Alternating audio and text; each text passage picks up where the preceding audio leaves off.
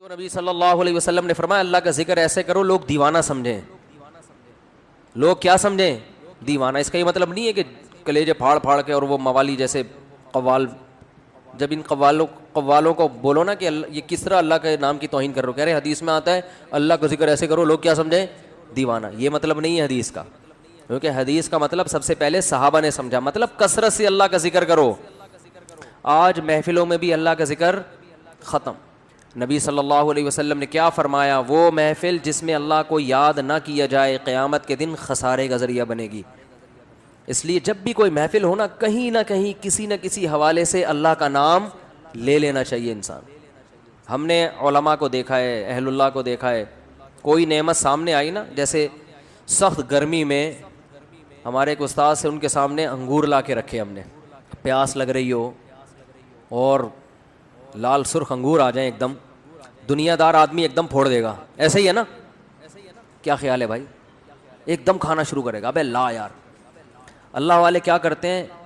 سب سے پہلے اللہ کا شکر. اور وہ روایتی شکر نہیں ہوتا کہ اللہ کا شکر ہے، دل سے لگ رہا ہوتا ہے کہ یہ اس نعمت پہ اللہ کا شکر ادا کر رہے ہیں.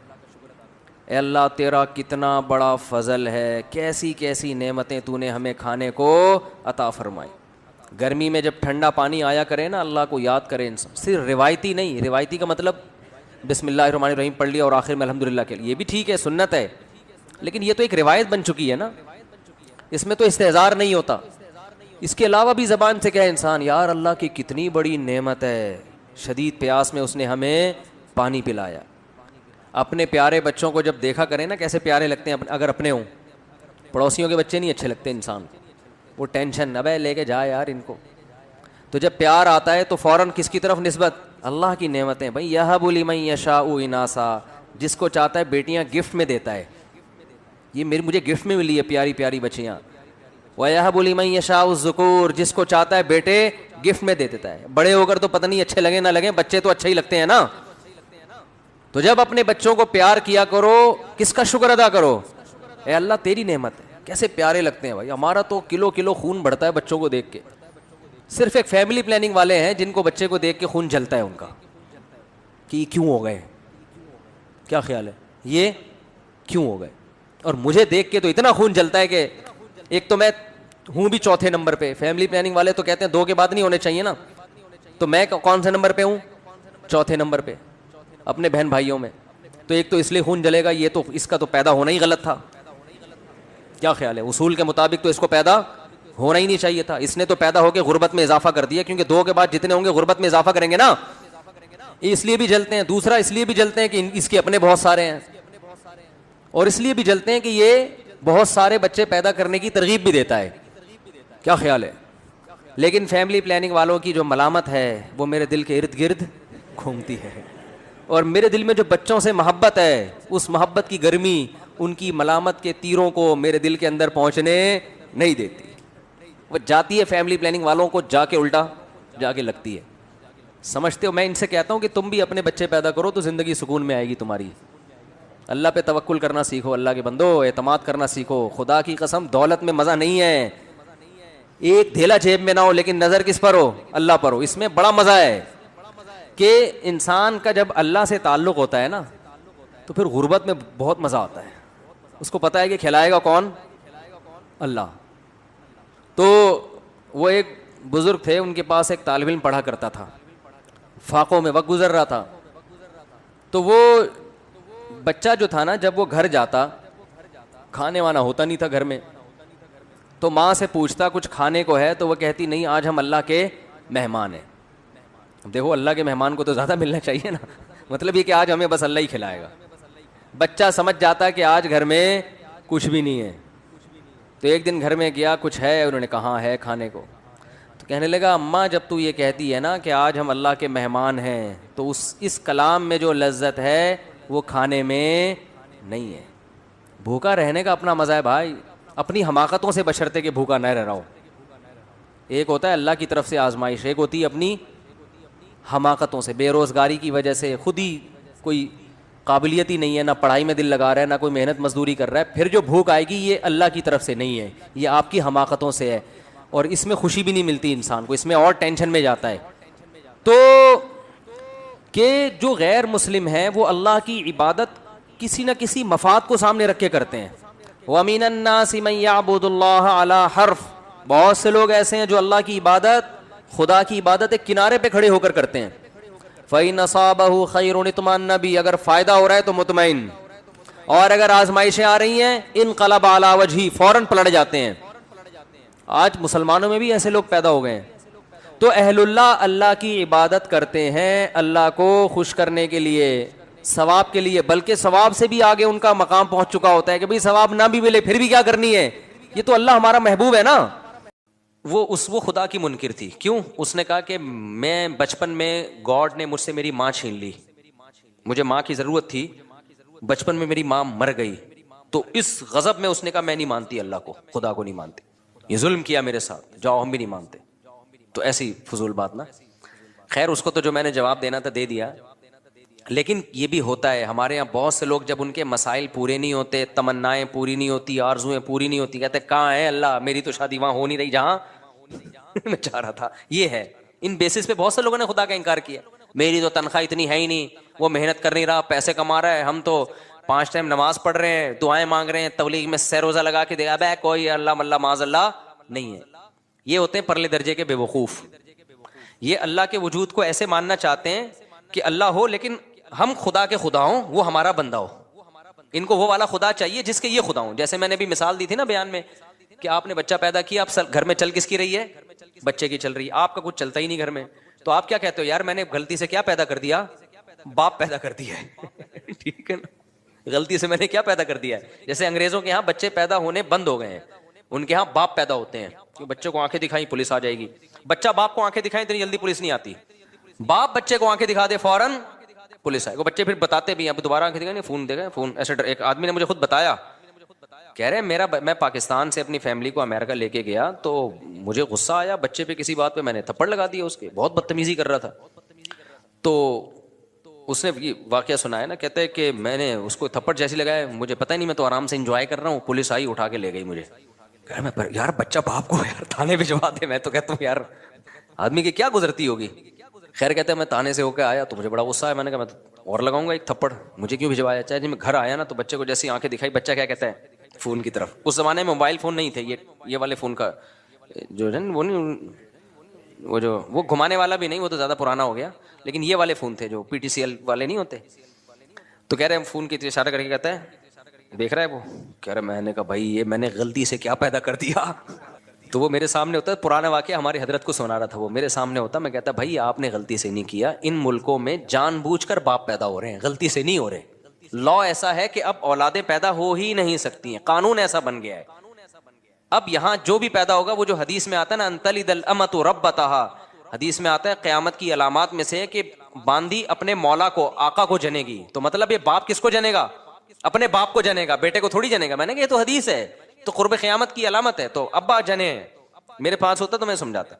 کہتے پھر میں نے سوچا کہ یار یہ تو بڑا مسئلہ ہو گیا نا, تو بڑا مسئلہ ہو گیا, اب یہ تو میرے ہی باپ بن کے زندگی گزاریں گے. تو کہتے ہیں میں نے پھر بہانے سے یہ کیا, میں نے کہا کہ تمہیں پاکستان لے کے جا رہا ہوں, تو وہاں پھر ایسا بھی نہیں ہو سکتا کہ پاکستان لے آؤ آپ, بچہ کمپلین کر دے گا غریب ملک میں لے کے جا رہا ہے مجھے, ٹھیک ہے نا, آپ نہیں لے جا سکتے اپنے بچے کو اپنی مرضی سے, امریکن نیشنل ہے وہ, تو گورنمنٹ پکڑ لے گی, بولے کہ یہاں پیدا ہوا تو لے کے کیسے جا رہا ہے وہاں پہ. تو کہہ رہے میں نے پھر بچوں کو یہ کہا کہ ہم ذرا چلتے ہیں گھومنے, قائد اعظم کا مزار دیکھیں گے اور یہ وغیرہ وغیرہ جو چیزیں ہوتی ہیں ہم یہ آپ کو دکھائیں گے. بچوں نے کہا ٹھیک ہے جی انجوائے کریں گے. کہہ رہے جب میں ایئرپورٹ پہ لے کر آیا, گھر میں لے کر گیا میں, اس کے بعد میں نے کہا بلا پولیس کو. آگے میں یوٹیوب کی پالیسی کے خلاف ہے, میرے خلاف نا ایتھیس بہت ساری کمپلینس انہوں نے ڈالی ہوئی ہیں یوٹیوب کو, اس کا چینل بند کرو, بہت زیادہ کمپلینس گئی ہوئی ہیں. تو آگے اس نے وہ کچھ کیا جو یوٹیوب کی پالیسی کے خلاف. بچے کہہ رہے ہیں ہمارا قصور کیا, کہہ رہے ہیں انجوائے کر رہا ہوں میں, انجوائے ویسے ہی یار, بس بہت دن ہو گئے تھے, سمجھتے ہو. تو انتلد الامۃ ربتہا, باندی کس کو جنے گی, اپنے آقا کو. وہ جننا شروع, بچے باپوں نے اپنے باپوں کو پیدا کرنا شروع کر دیا. تو میں یہ مثال کس پہ دے رہا تھا, پھر دائیں بائیں بیان چلا جاتا ہے یار, کہاں لے کے چلتے ہیں بیان. یہ مثال کس پہ آئی ہے وہ بتا رہے. ہاں وہ بہت بہترین مثال, میں شکر ہے آپ نے یاد دلا دی, جزاک اللہ. تو میں مثال یہ دے رہا تھا کہ جو لوگ یہ کہتے ہیں نا ہم ٹینشن میں ہمارے اللہ نے یہ بھی نہیں کیا یہ بھی نہیں کیا, تو اللہ کہتا ہے ایسے اللہ کو ماننے کا فائدہ, وہ اللہ کا انکار کر دیتے ہیں اس بیس پہ یار اللہ ہمارے کام تو بنا نہیں رہا, جہاں میں شادی کرنا چاہ رہا ہوں وہاں شادی نہیں ہو رہی, اور جہاں میں پیسے اتنے کمانا چاہ رہا ہوں جاب نہیں مل رہی, غربت مہنگائی میں خرچے پورے نہیں ہو رہے, تو دعائیں مانگ کے دیکھ لی دعائیں پوری نہیں ہو رہی, تو میں نہیں مانتا ہے معاذ اللہ ایسے اللہ کو. اس طرح کے بہت لوگ ہیں. بھائی بات یہ ہے کہ جب آپ اللہ کو مان رہے ہو نا, تو اللہ کا مطلب پتہ ہے کیا ہے, کہ چلے گی اس کی, چلے گی آپ کی نہیں. اللہ کہتا ہے ایسے والے اللہ کو مانو, ایسے والے اللہ. جب اللہ کی چلے گی تو اللہ چاہے گا تو آپ کی مرضی کی ہو جائے گی شادی, نہیں چاہے گا تو نہیں ہوگی. اللہ چاہے گا تو آپ کو آپ کی مرضی کی جاب مل جائے گی, نہیں چاہے گا تو نہیں ملے گی. تو اللہ کو ماننے کا مطلب اللہ وہ ہے, ہم اللہ تھوڑی ہیں. تو چاہتے اللہ کی پوری ہوں گی, ہماری تھوڑی پوری ہوں گی, ہماری اتنی پوری ہوں گی جتنی اللہ چاہے گا. تو اگر آپ نے ایسے اللہ ماننا ہے کہ آپ سب کچھ آپ کا چلے, تو پھر اللہ کہتے پھر میں کس بات کا اللہ ہو گیا بھائی, اللہ تو پھر تو ہے. یہاں ایک اشکال ہوتا ہے کہ جب اللہ نے اپنی ہی چلانی ہے تو ہم سے دعاؤں کا کیوں کہتا ہے. ایک سوال ہوگا, جب اللہ نے میری وہیں کروانی تھی جہاں ابا چاہ رہے تھے, میری والی تو اللہ نے دلانی نہیں تھی مجھے, تو پھر اللہ نے مجھے یہ کیوں کہا کہ راتوں کو اٹھ کے تہجد میں دعائیں مانگا کرو, یہ کیوں کہا اللہ نے. ابے دیکھو میں آپ سے کہتا ہوں, میں کسی وزیر ہوں فرض کرو, میں نے آپ سے کہا اپلیکیشن لکھ کے دو, ایک پراپر وے طریقہ ہے, یہ کام آپ چاہتے ہو نا, آپ کے گھر میں بجلی کا کنیکشن لگ جائے, گیس کا کنیکشن لگے گا تو پھر بھی نہیں, لیکن ایک مثال دے رہا ہوں, گیس کا کنیکشن لگ جائے تو آپ ایک اپلیکیشن دو, پراپر طریقے سے لکھ کے دو, تو ہم آپ کا وہ کام کر دیں گے. یہاں دفتر میں کھڑے ہو کے ہمارا سر خراب مت کرو. ہوتا ہے نا, جیسے مجھ سے کوئی ملنے کے لیے آتا ہے بے وقت آ جائے, تو میں کہتا ہوں بھائی ایک طریقہ ہے, ایڈمن سے رابطہ کرو, پھر بتاؤ کیوں ملنا چاہ رہے ہو. بعض دفعہ بلا وجہ رشتے کے لیے آ رہے ہوتے ہیں, ہماری شادی کرا دیں, تو بھائی میں نہیں شادیاں کراتا لوگوں کی, یہ کام میرا ہے ہی نہیں. تو کوئی وجہ بتاؤ گے, وہ وجہ معقول وجہ ہوگی, پھر ہم ٹائم دے دیں گے, اس ٹائم پہ آ جانا. میں تو پھر فارغ کر کے بیٹھتا ہوں اپنے آپ کو اس ٹائم پہ. تو لیکن آپ اس ٹائم پہ بھی آ گئے, پھر بھی میں نہیں مل رہا, تو آپ کو غصہ آئے گا نا. پھر ہمیں یہ لمبا چوڑا پروسیس بولو بتایا کیوں تھا بھائی, پہلے عثمان سے رابطہ کرو, پھر کوئی مفتی صاحب ڈائری میں دیکھیں گے سلاٹ خالی ہے تو اس کو دے دو, یہ سارا کر کے بھی آئے, تو جب مفتی صاحب ہے ہی نہیں. آج میں نے ظہر میں کسی کو نکاح کا ٹائم دیا تھا, ظہر میں جامع الرشید میں مجھے ضروری کام تھا, اور مجھے کام کی وجہ سے میں نہیں آ سکتا تھا, لیکن چونکہ میں نے ٹائم دیا تھا, صرف 5 منٹ کا اس کا نکاح پڑھانے کے لیے میں اتنا لمبا سفر کر کے آیا اور نکاح پڑھا کے واپس گیا, میرا 1 گھنٹہ لگا. لیکن کیوں, اگر میں نہیں آتا تو برائی ہوتی نا. یہ اگلا کہتا ہے یار مفتی صاحب نے ٹائم دیا اور بھاگ گئے, حالانکہ مجھے بہت مشکل ہوئی تھی وہ نکاح پڑھانے, لیکن میں نے کہا یار یا تو ٹائم نہیں دیتے, دیا ہے تو اب اس کو پورا کرنا ہے, یا تو 1 ہفتہ پہلے مجھے پتا چل جاتا نا میری تو میں 1 ہفتہ پہلے وہ کینسل کر دیتا, لیکن عین وقت پہ کینسل کرنا غیر اخلاقی حرکت ہے. الا یہ کہ کوئی بہت ہی ایمرجنسی ہو جائے, تو ایسی اتنی بہت ایمرجنسی نہیں تھی. کتنا ٹائم میں نے 5 منٹ کے کام کے لیے اپنا برباد کیا, 1 گھنٹہ برباد, اس سینس میں نہیں کہ وہ واقعی برباد, لیکن ظاہری لحاظ سے تو برباد ہی ہوا نا. لیکن بات یہ ہے کہ جب ایک عام آدمی اس کا خیال کر رہا ہے کہ جب کسی کو ٹائم دیا ہو تو بھائی پورا کرنا ہے, الا یہ کہ ایمرجنسی ہو جائے. ایک پروسیس رکھا ہے, جب آپ اس پروسیس کو پورا کرو گے تو پھر تو ٹائم دینا ہے. تو اللہ میاں نے بھی جب یہ کہہ دیا کہ بھائی ایسے ہی نہیں بلکہ باقاعدہ دعا مانگو, 2 رکعت پڑھو, ہاتھ اٹھاؤ, گڑ گڑاؤ, مجھ سے مانگو میں دیتا ہوں, ہم نے سارا پروسیس پورا کر لیا, پھر بھی اللہ دے نہیں رہا. اس کی کہیں اور ہو گئی, اس کے بچے ہم کو ماموں کہہ رہے ہیں. پھر آدمی کو غصہ آتا ہے یار, یہ ایتھیسٹ لوگ بہت سے یہی کہتے ہیں کہ پھر بولا کیوں تھا دعائیں مانگو, جب گورنمنٹ ہمیں کہتی ہے اپلیکیشن لکھ کے دو, اور جب تمہارا نمبر آئے گا تو اس اپلیکیشن پہ غور ہوگا تو ہم یہ تمہارا نلکا لگوا دیں گے. جب گورنمنٹ نلکا نہیں لگاتی, ہم گورنمنٹ پہ لعنتیں بھیج رہے ہوتے ہیں, یار ہمارے گٹر کے ڈھکن کی 50 درخواستیں ہم نے جمع کرا دی ہیں, گٹر کا ڈھکن نہیں لگ رہا, کرپٹ حکومت ہے, یہ ہے وہ ہے. تو یہی ہوتا ہے, پھر ہم حکومت کا انکار کر دیتے ہیں, بغاوت پہ آتے ہیں. تو ہم اللہ میاں بھی ہمیں کہا کہ ادعونی استجب لکم, دعائیں مانگو میں تمہاری دعاؤں کو سنوں گا, تمہاری پکار کا جواب دوں گا. سب جوتے کا تسمہ بھی مانگنا ہو وہ بھی ٹوٹ جائے تو مجھ سے مانگو. تو اللہ یہ تو جوتے کے تسمے مجھ سے مانگو, اور ہم جناب تجھ سے ضروری چیزیں مانگ رہے ہیں. روٹی تو ضروری ہے, روزگار ضروری ہے, اور غریبوں کو کتنی گالیاں آج کل فیس بک پہ پڑ رہی ہیں. تو اللہ یہ تو اب یہ تو ہم نے سہ روزہ بھی لگا لی, حج کر کے دعائیں مانگ لی, بیت اللہ کے غلاف کو پکڑ کے جتنا ایکسٹریم لیول پہ ہم جا سکتے تھے نا چلے گئے. عمرے پہ گئے, وہاں ہم نے بیت اللہ کے غلاف کو پکڑ کے دعائیں مانگی, مگر پھر بھی ہمیں ماموں کے علاوہ کوئی لفظ نہیں ملا.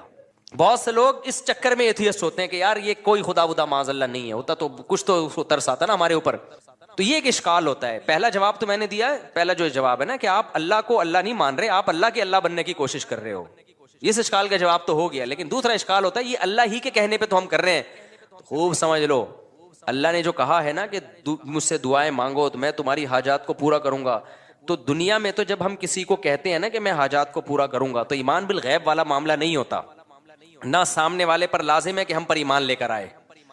لہذا ہم اس کی حاجت پورا نہ کریں تو قابل ملامت ہیں. لیکن اللہ کا جہاں تک معاملہ ہے اللہ حاجات پوری کرتا ہے، لیکن اللہ نے یہ کہا ہے کہ میں اس طریقے سے کروں گا جیسے میری سمجھ میں آئے گا، تمہاری رائے کے مطابق نہیں کروں گا.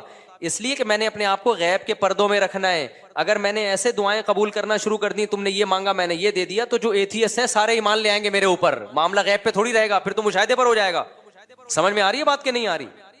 غیب کا معاملہ تھوڑی رہے گا، پھر تو دنیا میں کوئی کافر نہیں رہے گا، کوئی نافرمان نہیں رہے گا، کوئی مرتد نہیں ہوگا، سارے کہیں گے ادھر دعا، اور پھر دعائیں بھی تو کیا کیا ہوں گی. پھر یہ دعا تھوڑی مانگے گا اللہ یہ دلا دے، اللہ اس جیسی 4 دلا دے. جب گئے بیت اللہ میں دعا مانگی اللہ 1 کروڑ کی جاب لگ جائے، فوراً فون آگے لگ گئی ہے. پھر حاجتیں لوگوں کی کوئی محدود ہیں یا لامحدود ہیں؟ لامحدود حاجت. سارے گنجے پہنچیں گے اللہ ہمارے سر پہ بال ہو گئے ہیں، جن کے بال اگ گئے وہ کہیں گے اللہ جو گر رہے ہیں وہ بھی آ جائیں. اللہ کوئی مرے ہی نہیں، نہ میری اماں مرے، نہ میرے ابا مرے، نہ میری بیوی مرے، نہ میرا شوہر مرے، نہ میرا بچہ مرے، فلاں فلاں سب مر جائیں. تو یہ نظام کائنات کیا ہو جائے گا بھائی؟ تباہ و برباد ہو جائے گا، تباہ و برباد ہو جائے گا. اس لیے اللہ نے کہا کہ میں ہوں، میرے ہونے پر اگر میں دعا بالفرض قبول نہیں کر رہا تو اس سے میرا انکار لازم نہیں آتا، کیونکہ میرے وجود پر تو 20 دلائل ہیں. ان دلائل کا کیسے انکار کرو گے تم؟ اس کی مثال ایسے ہے جیسے آپ گئے، آپ نے اپلیکیشن دی، وزیر کو درخواست قبول ہی نہیں ہو رہی، آپ کو یہاں کوئی وزیر ہے ہی نہیں، تو اگلا کہے گا بھائی یہ وزیر کی کرسی ہے، یہ اس کرسی پہ کیمرہ دیکھو بندہ بیٹھا ہوا ہے اور یہ اٹینڈنس حاضری ہے، تو یہ نہیں کہو کہ وزیر ہی نہیں ہے، یہ کہو کہ وزیر نالائق ہے، آپ کی مراد پوری نہیں کر رہا یا سست ہے. اور اگر نالائق بھی نہیں ہے، سست بھی نہیں ہے، پھر یقیناً کوئی حکمت ہے. تو وزیر کے بارے میں تو ہم پاکستان کے وزیر کے بارے میں نہیں کہیں گے کہ کوئی حکمت کی وجہ سے کام نہیں کر رہا، وہاں تو رپورٹ کلیئر ہے، کر ہی نہیں رہا، وہ تو آج تک کسی کے پیسے لیے بغیر کام کیا ہی نہیں اس نے.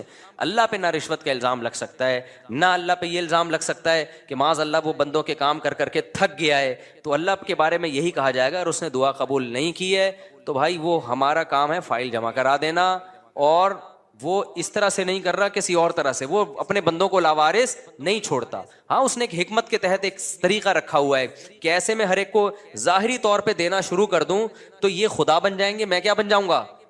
بندہ بن جاؤں گا. تو ان کو میرے اوپر ایمان کا مطلب یہ ہے کہ مجھے اللہ مانے اور مجھے اپنا خیر خواہ مانے. میں ان کی حاجت پوری کر دوں تو بھی پوری کرتا ہے، نہیں پوری کروں تو بھی حاجتیں پوری کرتا ہے. یہ کسی اور طرح سے کر دے گا. ہمیں کیا پتا بھائی ہمارے اوپر کون کون سے حادثات آنے والے تھے. آپ نے دعا مانگی اللہ روزگار دلا دے، روزگار دلا دے، اللہ نے روزگار نہیں دلایا لیکن کوئی بڑی آفت سے آپ کو بچا لیا. آپ چاہتے تھے یہاں شادی ہو جائے، اللہ کے علم میں تھا بھائی تیرے لیے عذاب ہے، یہ نہیں ہے. بہت سے لوگ، ایک آدمی آیا نا اپنی معشوقہ کے بارے میں بہت دعائیں مانگتا تھا، مجھ سے بھی اس نے کہا نہیں ہوئی شادی، تو میں نے کہا یار اسی میں بہتری ہوگی. کہہ رہے اللہ یہ بھی تو کر سکتا تھا، اسی کو بہتر بنا دیتا میرے لیے. یعنی اللہ کو یہ سمجھایا جا رہا ہے، مسلمان تو یہ سوچ کے صبر کرتا ہے یار مجھے لگ رہا تھا یہ میرے لیے بہتر ہے، لیکن جب اللہ نے نہیں ہونے دی تو اس کا مطلب یہ میرے لیے بہتر نہیں تھی، کیونکہ اللہ میرا خیر خواہ ہے، اللہ میرا دشمن نہیں. لیکن اگلا پتہ ہے کیا کہتا ہے؟ یار اللہ کو یہ بھی تو طاقت ہے نا کہ اسی کو میرے حق میں بہتر بنا کے یہی دلا بھی دیتا اور اسی کو ٹھیک بھی کر دیتا. تو اس کا مطلب کیا ہوا کہ آپ سارا وہ چاہتے ہو جو آپ چاہتے ہو، تو بہتر یہی ہے کہ عرش پہ آپ خود جا کے بیٹھ جاؤ. ہم نے اپنے آپ کو اللہ کا تابع بنانا ہے. تو پیغمبروں کی سیرت سے ہمیں پتہ چلتا ہے 2 قسم کے لوگ ہیں، ایک نافرمان اور ایک فرمانبردار. نافرمان لوگوں کو جب پریشانی آتی ہیں اللہ کو برا بھلا کہتے ہیں، تبھی تو قرآن نے مثالیں دی ہیں. فرعون پہ بھی پریشانی آئی نا، موسیٰ علیہ السلام جب آئے نا تو فرعون کو ٹینشنیں شروع ہو گئیں، ایک دفعہ بھی اللہ کا نام نہیں لیا فرعون نے، بلکہ اور بغاوت میں بڑھتا چلا گیا. کہنے لگا کہ جب سے موسیٰ آیا ہے نا معاذ اللہ اس کی وجہ سے ہمارے ملک میں بدامنی شروع ہو گئی ہے، قحط آنا شروع ہو گیا ہے. لیکن پریشانیاں یعقوب علیہ السلام پر بھی آئیں. بچپن میں بچہ غائب، روتے رہے کہ انما اشکو بثی وحزنی الی اللہ، بھائی میں اللہ کو اپنا غم بتاتا ہوں. اعلم من اللہ ما لا تعلمون، اللہ کے بارے میں وہ کچھ جانتا ہوں جو تم نہیں جانتے. تو مجھے یقین ہے اللہ کی اس میں کوئی خیر خواہی ہوگی. کیوں؟ وہ سمجھتے تھے کہ بھائی میں، اور یعقوب علیہ السلام کے بارے میں آسمانی کتابوں میں لکھا ہے کہ اتنی دعائیں مانگتے تھے کہ ان کے گھٹنوں پہ اور پیشانیوں پہ موٹے موٹے نشان پڑ گئے تھے. زندگی بھر اتنی دعائیں مانگی، ایک دفعہ بھی مایوس نہیں ہوئے کہ یار میں تو مانگتا رہتا ہوں ادھر اللہ نے بچہ ملایا ہی نہیں مجھ سے، اور میری تو ایک بچہ ابھی گم ہوا ہے، دعائیں مانگ رہے ہیں، تڑپ رہے ہیں، آنکھوں کی بینائی چلی گئی، دوسرا بھی گم ہو گیا.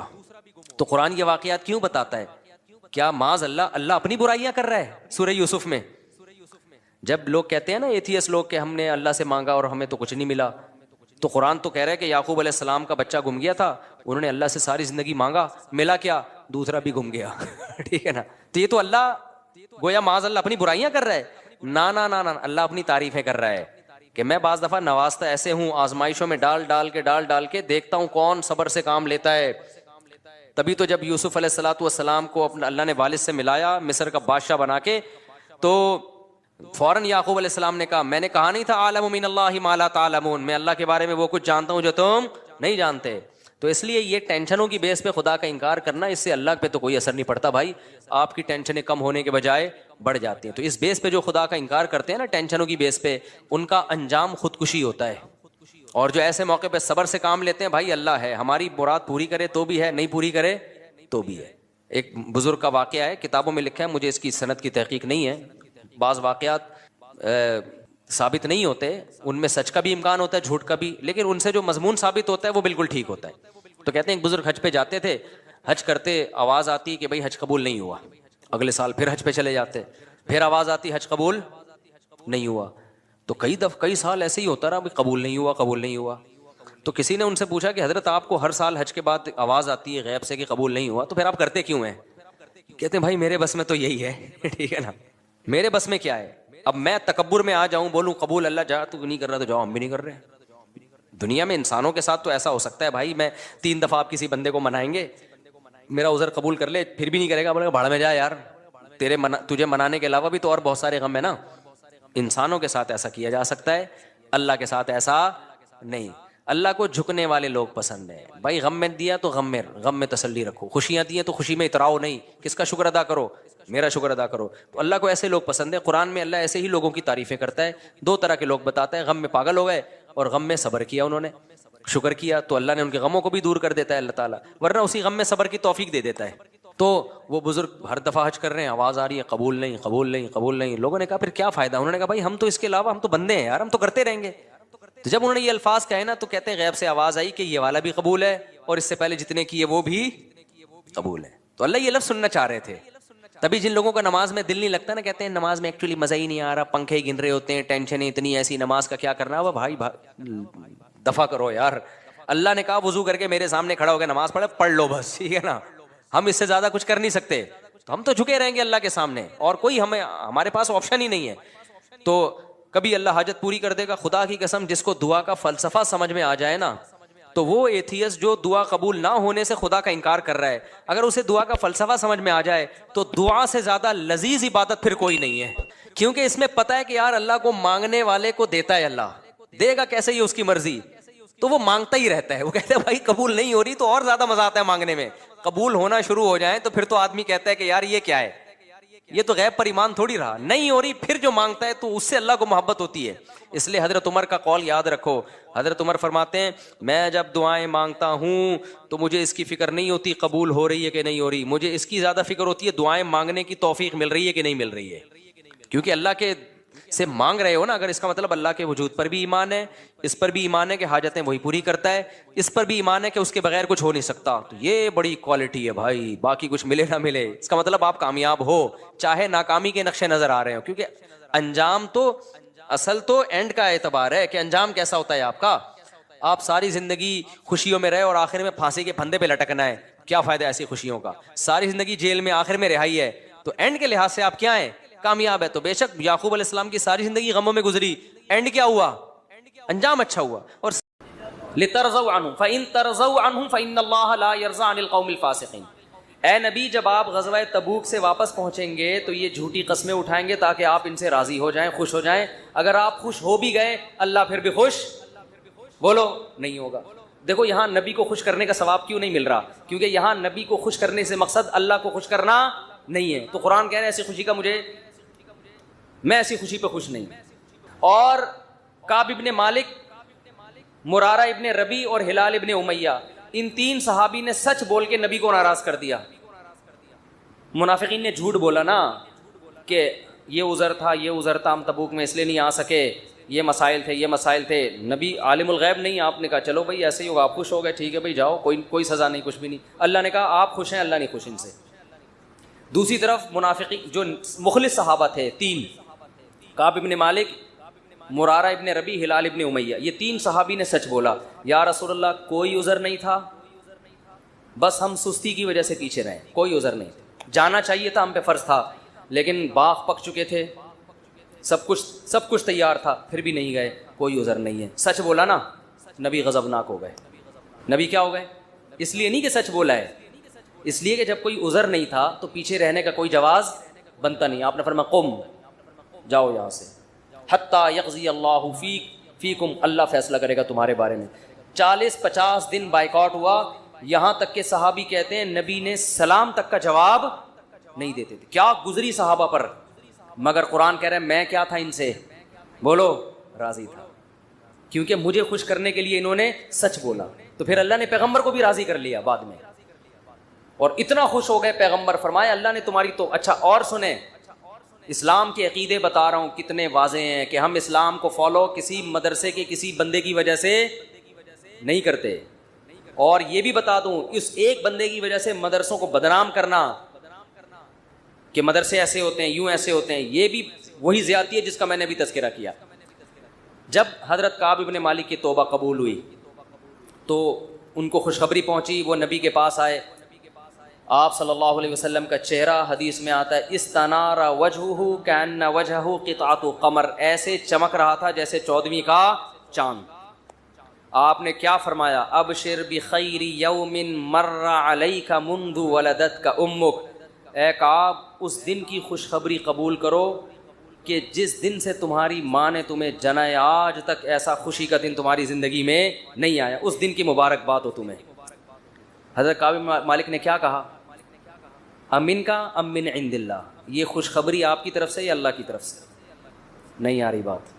اس فکر میں لگے ہوئے ہیں کہ اللہ راضی ہے کہ نہیں ہے. دیکھو نبی کے راضی ہونے کا تو یقین ہو گیا نا. یہ نہیں سمجھ میں آئے گا, تو آسان کیس نہیں ہے, بہت مشکل کیس ہے. ارے جب نبی کا چہرہ 14ویں رات کی طرح چمکتا ہوا دیکھ لیا, نبی مبارکباد بھی دے رہے ہیں کہ خوشخبری ہو اور سب معاف, بس اب میں راضی, اب میں خوش, تو کعب ابن مالک کو فکر کیا لگی ہوئی ہے, نہ یا رسول اللہ ذرا کلیئر کریں بات, صاف بتائیں یہ خوشخبری اللہ کی طرف سے ہے یا یعنی اللہ بھی راضی ہوا ہے کہ نہیں ہوا؟ فرمایا لا بل من عند اللہ, نہ میری طرف سے نہیں, کس کی طرف سے؟ اللہ. میں بھی اس لیے خوش ہوں کہ اللہ خوش ہے, اللہ نے معاف کر دیا ہے, اس لیے میں بھی خوش ہوں. پھر کعب ابن مالک خوش ہوئے ہیں. تو بھائی اسلام میں اصل کون ہے؟ اللہ.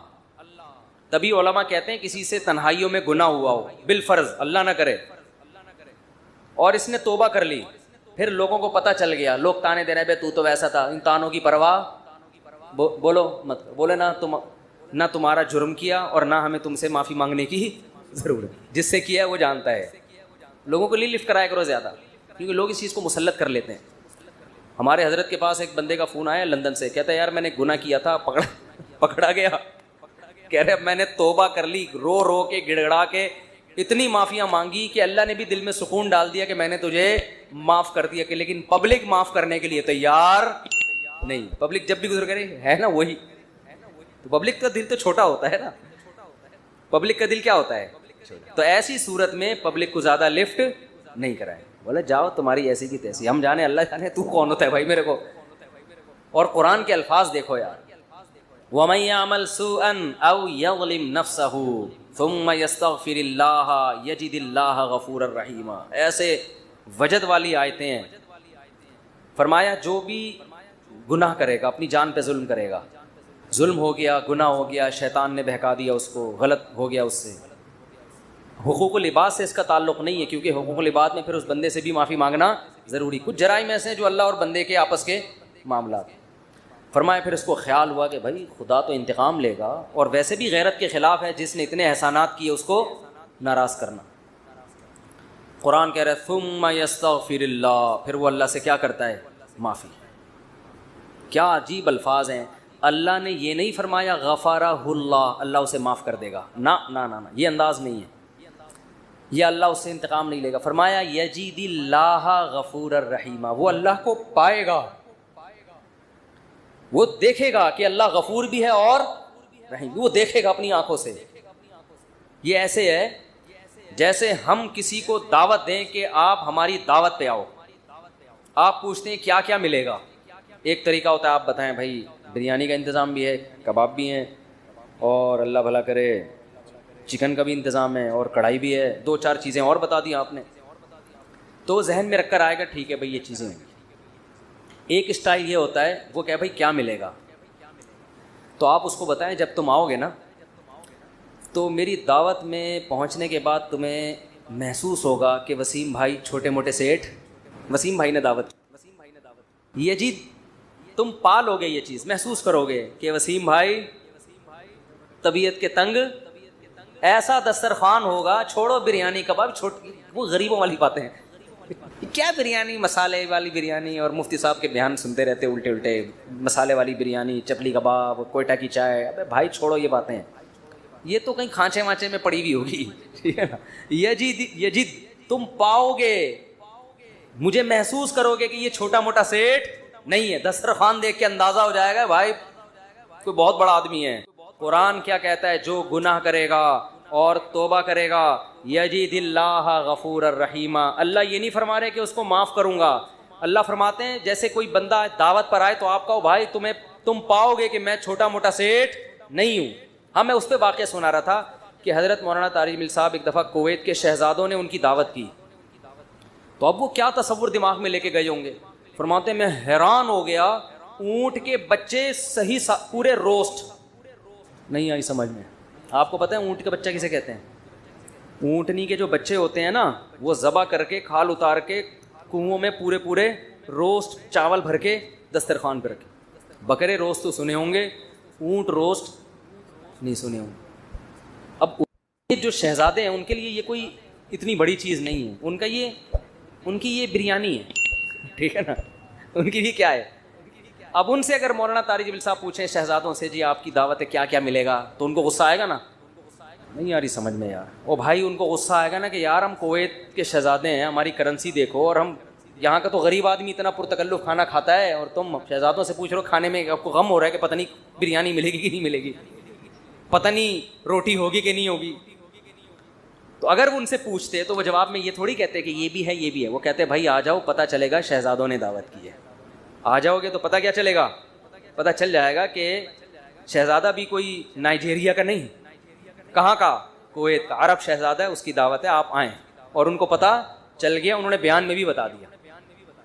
تو اللہ کا انداز یہی ہے، فرمایا تم سے کتنا بڑا جرم ہو جائے، کتنا بڑا جرم، یہاں تک کہ نبی نے فرمایا کہ اللہ فرماتے ہیں یا عبادی لو بلغت ذنوبک عنان السما، تم نے گناہ کرتے کرتے کرتے کرتے زمین آسمان کے خلا کو بھر دیا، اتنے گناہ ہو گئے. ثم استغفرونی، پھر ایک دن تمہیں خیال آیا یار یہ غلط ہوا ہے، یہ نہیں ہونا چاہیے تھا، رب کو منانا چاہیے، بالآخر اس کا انجام برا ہے، گناہ کی سزا ملتی ہے. تو آپ نے ہاتھ اٹھا کے اللہ سے معافی، کسی اور کے در پہ نہیں گئے، کسی کی پرواہ بھی نہ کرو کون کیا کہہ رہا ہے، اللہ سے معافی مانگی. تو حدیث کے الفاظ کیا ہیں، قرآن کے الفاظ بھی عجیب ہے جو میں نے بتائے. قرآن کے الفاظ کے اللہ فرماتے ہیں معاف کرنا، تو یہ تو ہلکی بات ہے نا، معاف کروں گا تو مطلب یہ کہ یہ بریانی ملے گی، کوفتے ملیں گے، سالن، یہ تو ہم نے بتا دیا نا. اللہ فرماتے ہیں توبہ کر کے دیکھ تو اللہ کو غفور اور رحیم پائے، غافر نہیں راحم نہیں، غفور مبالغہ ہے. تو اللہ کو محسوس کرے گا کہ تیرا رب چھوٹا موٹا معاف کرنے والا نہیں ہے، رحیم کا مطلب بہت رحم کرنے والا ہے. اور اللہ یہ تجھے دکھائے گا، دکھائے گا کا مطلب کیا ہے؟ تیرے دل میں سکون پیدا ہو جائے گا کہ میرے رب نے مجھے معاف کر دیا. یہ توبہ کا پہلا انعام ملتا ہے دنیا میں، معاف بھی کرے گا اور اطمینان بھی دلا دے گا، معاف کر دیا. تعلق، وہ اطمینان کی علامت کیا ہے؟ اللہ سے جو تعلق ٹوٹا ہوا تھا وہ آپ کو جڑا ہوا محسوس ہوگا. گناہ کی وجہ سے جو دل میں کالک آ گئی تھی وہ کالک آپ کو ختم ہوتی ہوئی نظر آئی. یہاں تک علماء کہتے ہیں کہ بعض لوگ گناہ کر کے ایسی توبہ کرتے ہیں کہ گناہ سے پہلے جو اللہ کا ان سے تعلق تھا نا، گناہ کے بعد جب توبہ کی تو اس سے زیادہ اچھا تعلق پیدا ہو جاتا ہے ان کا، پہلے سے بھی زیادہ اچھا اللہ کی محبت پیدا ہو جاتی ہے. یہ تو قرآن میں، حدیث میں کیا آتا ہے کہ اگر زمین اور آسمان کے خلا کو تم نے گناہ کر کر کے پر کر دیا، ثم استغفرونی، پھر مجھ سے مغفرت طلب کرو، لغفرت، معاف کروں گا. اتنا کافی تھا نا یہ جملہ؟ یار نہیں آ رہی سمجھ میں. دیکھو اللہ یہ کہہ دیتے کہ زمین اور آسمان کے خلا کو پر کر دیا، مجھے ناراض کیا ہے نا، پبلک کے پاس جانے کی ضرورت نہیں. عیسائیوں میں پادریوں کے پاس جا کے معاف کرواتے ہیں، اتنے پیسے لے لو معاف کر دو. اللہ کہتے ہیں پادری کا کیا بگاڑا ہے تم نے؟ ناراض مجھے کیا ہے، نماز چھوڑی ہے مجھے ناراض کیا، زنا کیا مجھے ناراض کیا. انٹرنیٹ پر فحش فلمیں دیکھی, مجھے ناراض کیا. یہ جو ہو رہے ہیں گناہ آج کل, کچھ بھی کیا, مجھے ناراض کیا نا, آؤ میرے سامنے گڑ گڑاؤ. تو اللہ نے کیا کہتے ہیں, زمین اور آسمان کے خلا کو پر کر دیا, پھر مجھ سے معافی مانگو گے معاف کروں گا. کافی ہے نا, بس کر دیا معاف. آگے اللہ ایک اور جملہ بناتے ہیں, لا ابالی, کسی کی پرواہ. بولو اردو میں لفظ سماتے ہیں, بڑا لا ابالی قسم کا آدمی ہے. سنا یہ لفظ, ہاں بولنے میں کچھ ٹیکس لگتا ہے. لا ابالی کہتے ہیں نا, یہ عربی کے لفظ سے آیا لا ابالی. لا کا مطلب نہیں, ابالی کا مطلب پرواہ نہیں کرتا میں کسی, جیسے جو آدمی کسی کی پرواہ نہیں کرے بڑا لا ابالی سا آدمی ہے. تو اللہ کیا کہتے ہیں, لا ابالی, معاف کروں گا کسی کی پرواہ نہیں. کیا مطلب, یہ جملہ لگانے کی کیا ضرورت تھی. آج ایک بندہ مجھے ملا, اس نے کہا کہ میرے اوپر دیندار آدمی, نمازی, پرہیزگار, کہہ رہا یار میں 10-15 لاکھ کا مقروض ہو گیا ہوں, میں بہت ٹینشن میں ہوں, میں بہت پریشان ہوں, میری مدد کرو. میں نے کہا بھائی میں کیا ہوا, کیا مجھے سمجھ رہے تھے کہ بہت بڑے سیٹ ہیں. میں نے کہا کیا, کہہ رہے یار میں نے کسی سے قرضہ لے کے انویسٹ کیا تھا بزنس میں, وہ پیسہ ڈوب گیا, اب وہ مجھ سے مانگ رہا ہے. میں نے قرضہ لے کے انویسٹ کیا کیوں آپ نے, آپ بھوک سے مر رہے ہوتے تو قرضہ لے کے روٹی کھا لیتے, سمجھ میں آتا ہے. آپ کو کوئی ایسی خطرناک بیماری ہو گئی, زندگی موت پہ بن گئی, تکلیف برداشت نہیں ہو رہی, قرضہ لے کے گورنمنٹ کے ہاسپٹل میں علاج کر لیتے. میں نے اپنے بارے میں وصیت کی ہے, اچھا ہوا آ گیا سامنے. اللہ نہ کرے میں کوئی بیمار ہو جاؤں, مجھے گورنمنٹ ہاسپٹل میں علاج کے لیے لے جانا. ہوتا پتہ ہے کیا ہے, لوگ کہتے ہیں کوئی اللہ نہ کرے کوئی حادثہ ہو جائے, زخمی ہو جاتے ہیں نا, لوگ اٹھا کے ڈائریکٹ آغا خان میں لے جاتے ہیں. بل تمہارا باپ دے گا, پھر یہ بتا دوں میں, یہ بہت ہوتا ہے مشہور لوگوں کے ساتھ. جہاں دیکھا کوئی ایکسیڈنٹ ہوا, کوئی فائرنگ کراچی میں, اللہ سب کو بچا کے رکھے, عافیت سے رکھے, زخمی ہو گئے ڈائریکٹ جی آغا خان میں لے جاؤ. تو جو مجھے آغا خان میں لے کے جائے گا بل پھر وہی دے گا سارا, یہ میں بتا دوں. کیونکہ اس وقت آدمی ہوش میں نہیں ہوتا, جہاں لوگ لے جا رہے ہوتے ہیں آدمی چلا جاتا ہے. پھر جب 15, 20, 30, 40, 50 لاکھ, 1 کروڑ کا بل بن کے آ گیا تو عذاب ہے بھائی. یہ ہسپتالوں میں, گورنمنٹ ہاسپٹل میں وہی علاج ہوتا ہے جو پرائیویٹ میں ہوتا ہے. ہاں ٹیسٹ ویسٹ میں کوشش کرتا ہوں, جو چھوٹے موٹے ٹیسٹ ہیں وہ اچھے ہاسپٹل سے کرواؤں. لیکن جب کوئی اللہ نہ کرے بڑی بیماری آتی ہے جس میں لاکھوں روپے روز خرچ ہوتے ہیں, بھائی وہ آدمی گورنمنٹ میں ہی کروا لے, سمجھ میں. تو اپنے آپ کو اتنا نہیں مصیبتوں میں ڈالو. میں نے لوگوں کو دیکھا ہے, کروڑوں پتی لوگوں کی جائیدادیں بک گئی علاج میں. تو کیوں یار ایسا, پھر زندہ رہ کے بھی آدمی کہتا ہے ختم, ٹھیک ہے نا. ایک ٹیکا اتنا مہنگا لگ رہا ہوتا ہے, تو یہ کھرب پتی لوگوں کے کام ہے.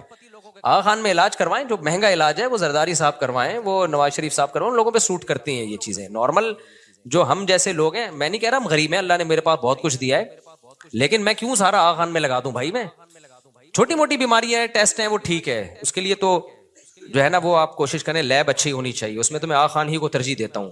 اگر گنجائش ہو تو پھر آغا خان سے. لیکن اگر لاکھوں روپے کا مسئلہ جا رہا ہے, یہ جو بڑی کوئی حادثے ہو جاتے ہیں یا کوئی بڑی بیماریاں آ جاتی ہیں, اس میں تو ٹھک ٹھک ٹھک ایسے بل بن رہا ہوتا ہے. مجھے یاد ہے آج سے 10-12 سال پہلے میرا بچہ جو ہے نا گرا سر کے بل, سر پہ چوٹ لگی, شرارتیں کر رہا تھا تو الٹیاں شروع ہو گئیں. آپ کو پتا ہے سر پہ چوٹ کے بعد الٹی آنا خطرناک ہوتا ہے, فوراً MRI وغیرہ کروانا پڑتا ہے کہ دماغ میں, MRI کہتے ہیں, کیا کہتے ہیں, دماغ کا MRI, سوری CT اسکین تھا یا پتہ نہیں MRI تھا کیا. اب مجھے زیادہ اسپتالوں کا پتہ نہیں تھا, میں نے ایک دوست کو بولا یار فوراً ہاسپٹل جاؤ, اس کے ڈاکٹر نے کہا CT اسکین کرواؤ, پتہ نہیں MRI کرواؤ دماغ کا. وہ مجھے لے کے جا رہا ہے, ٹھیک ہم جا رہے ہیں, وہی والی FX میں نا, وہی جس کو یوں گھماتا ہے آدمی. تو وہ جا رہا ہے لیاقت نیشنل کی طرف یا آغا خان کی. میں نے کہا بھائی یہ CT اسکین کا خرچہ کتنا ہوگا, کہہ رہے 50,000 60,000. اب 10 سال پہلے 50,000 بہت بڑی رقم تھی. میں نے کہا آپ نے پہلے مجھ سے پوچھا ہے کہ میری جیب میں 50,000 ہیں بھی کہ نہیں ہے. کہہ رہے نہیں دیکھیں مفتی صاحب علاج پہ کمپرومائز نہیں کرنا چاہیے, بچے کا علاج ہمیشہ اچھا ہونا چاہیے. میں نے کہا مجھے مشورے نہیں چاہیے, آپ اس کو اس ہاسپٹل میں لے کے جاؤ جہاں پیسے کم خرچ ہوں. میں نے کوئی بھیک تھوڑی مانگنی ہے لوگوں سے یار, یہ بھی لوگوں کی اوقات ہے, اوقات سے بڑھ کر علاج ہو رہے ہیں, پیسے نہیں ہے تو آ کے بھیک مانگ رہے ہیں. بھائی یہ گورنمنٹ ہاسپٹل ٹھیک ہے, وہ بات نہیں ہے یہاں پہ, لیکن یہ بھی بنے ہوئے ہیں. اپنی چادر دیکھ کے پاؤں پھیلاؤ, آپ فنڈر بننے کی کوشش مت کرو. یہ کوئی طریقہ نہیں ہے کہ جی چونکہ علاج یہاں معیاری نہیں ہوتا میں نے آغا خان میں ہی کرانا ہے اور زکاتیں مانگنی ہے میں نے, تو یہ کون سا طریقہ ہے بھائی. میں نے کہا بھائی کیا کر رہا ہے کہیں اور سے. مجھے بڑا غصہ آیا اس کے اوپر, میرے سے پوچھ رہے نہیں ہو کہ آپ کے پاس پیسے بھی ہے یا نہیں ہے. اور اس وقت میرے اگر 50,000 کا بل بنا دیتا نا وہ, میں تو گیا تھا, اس کی الٹیاں ٹھیک ہو جاتی, مجھے الٹیاں لگ جانی تھی وہ. تو پھر ہم گئے ادھر سول ہاسپٹل گئے, 10 روپے کی پرچی بنی ہے, وہی رپورٹ آئی ہے اس کی بالکل. انہوں نے کہا ٹھیک ہے کوئی اندر سے کوئی مسئلہ نہیں ہے. میں نے ڈاکٹر کو دکھایا, میں نے کہا یہ سول ہاسپٹل کی لیب کی رپورٹ ہے, کوئی مسئلہ تو نہیں ہے, ایسا تو نہیں غلط رپورٹ ہو. ڈاکٹر نے کہا نہیں کوئی فرق نہیں ہے, سول ہاسپٹل سے کرا لو, لیاقت نشر سے کرا لو, آخان سے کرا لو. اور کتنے آرام سے 10 روپے کی پرچی بنی اور فٹ فاٹ ہے الحمدللہ, کوئی مسئلہ نہیں ہوا. تو یہ آج کل ایک بہت بڑا مرض ہے کہ ہر آدمی کو علاج چاہیے. آغا خان میں ٹھیک ہے معیاری علاج ہوتا ہے, لیکن آپ اپنی, ایسا تو پھر امریکہ میں اور زیادہ اچھا علاج ہوتا ہے, جاپان میں اس سے بھی اچھا علاج ہوتا ہے. پھر آپ ذرا سا پھوڑا بھی نکلے نا, آپ جاپان کا ویزے کی کوشش کرو کہ میرا جو ہے پھوڑا وہاں سے ٹھیک کراؤں گا, کیونکہ یہاں بہت سارے اناڑی ڈاکٹروں نے پھوڑوں کو کینسر میں تبدیل کر دیا ہے. تو اس لیے جو اپنی اوقات ہے اس سے آگے نکلنے کی کوشش مت کرو. میں نے مجھے بہت سا, میں نے کہا بھائی, تو میں نے اپنے بارے میں بھی یہاں بھی کل پرسوں میں نے ساتھیوں کو بٹھایا, میں نے کہا کوئی خدا نہ خواستہ ایسا کوئی حادثہ ہو جائے, کوئی زخمی ہو, آغا خان جو لے کے جائے گا بل اس کا باپ بھرے گا. پھر میں نے بتایا, میں نے کہا میں سیدھے سے لے جانا گورنمنٹ ہاسپٹل, عباسی لے جاؤ یا ادھر لے جاؤ, سب ایک ہی جیسے ہوتے ہیں.